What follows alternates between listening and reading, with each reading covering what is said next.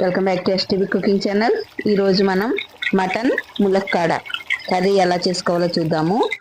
ముందుగా కర్రీ ఎందులో అయితే చేయాలనుకుంటున్నామో ఆ గిన్నె పెట్టుకొని అందులోకి కర్రీకి సరిపడినంత ఆయిల్ వేసుకొని ఆయిల్ని కొంచెం వేడెక్కనివ్వాలి.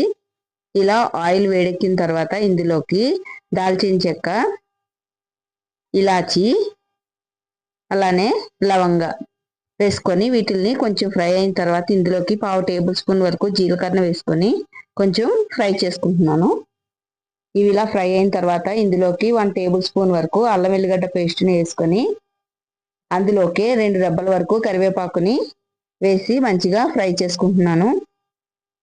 అల్లం వెల్లిగడ్డ వేసిన తర్వాత మనం మధ్యలో కలుపుకుంటూ ఉండాలి, లేదంటే అడుగు మాడిపోతుంది. అల్లం వెల్లిగడ్డ అనేది పచ్చివాసన పోయేంత వరకు కూడా ఫ్రై అయిన తర్వాత ఇప్పుడు మనం ఇందులోకి ఆనియన్ అలానే పచ్చిమిర్చిని యాడ్ చేసుకొని ఒక 2 నిమిషాలు ఫ్రై చేసుకుందాము. ఇవి ఇలా ఫ్రై అయ్యేటప్పుడే ఇందులోకి ఒక 1/2 టేబుల్ స్పూన్ వరకు పసుపుని యాడ్ చేసుకున్నాను. పసుపు యాడ్ చేయడం వల్ల తొందరగా మనకి ఆనియన్ అనేది మగ్గుతుంది. ఈ ఆనియన్ని మధ్యలో కలుపుకుంటూ మనం ఫ్రై చేసుకోవాలి.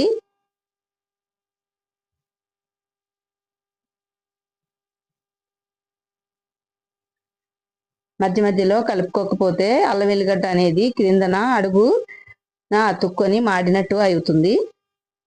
కాబట్టి మధ్యలో కలుపుకుంటూ మనం ఫ్రై చేసుకోవాలి. ఇలా మంచిగా ఫ్రై అయిన తర్వాత ఇందులోకి మనం శుభ్రం చేసి పెట్టుకున్న మటన్ని యాడ్ చేసుకోవాలి.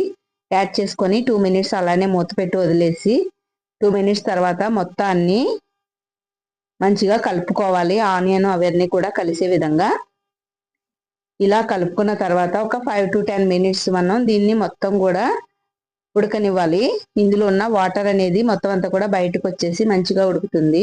ఇప్పుడు ఇందులోకి ధనియాల పొడి అలానే మనం తినే కారంని బట్టి రెడ్ చిల్లీ పౌడర్ యాడ్ చేసుకోవాలి. ఈ మొత్తాన్ని ఒకసారి కలుపుకొని టేస్ట్కి సరిపడినంత సాల్ట్ని కూడా యాడ్ చేసుకోవాలి. సాల్ట్ కూడా యాడ్ చేసుకున్న తర్వాత మొత్తం కర్రీని ఒకసారి మంచిగా కలుపుకొని మూత పెట్టి 5 to 10 మినిట్స్ అలానే ఉడకనివ్వాలి. ఇలా కొంచెం ఉడికిన తర్వాత ఇందులోకి ఒక టమాటాని కట్ చేసుకొని చిన్నగా యాడ్ చేసుకుంటున్నాను. టమాటా అనేది మీకు ఇష్టం లేకపోతే స్కిప్ చేయొచ్చు. ఈ టమాటా అనేది ఇందులో కొంచెం సాఫ్ట్ అయిన తర్వాత కర్రీకి సరిపడినంత వాటర్ని యాడ్ చేసుకోవాలి.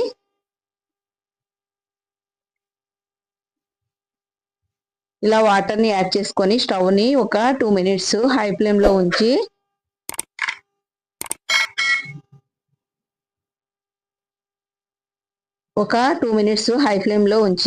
ఇలా ఉడికేటప్పుడు స్టవ్ని మీడియం ఫ్లేమ్లోకి అడ్జస్ట్ చేసుకొని కర్రీని నెమ్మదిగా ఉడకనివ్వాలి.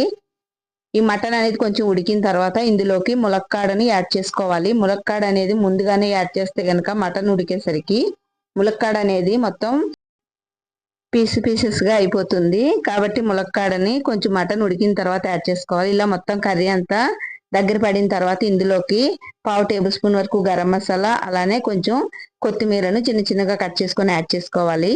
అంతేనండి, కర్రీ అనేది రెడీ అయిపోయింది కదా. రెసిపీ మీకు కూడా నచ్చినట్లయితే లైక్ చేయండి, అలానే ట్రై చేయండి. ఎలా వచ్చిందో షేర్ చేయండి.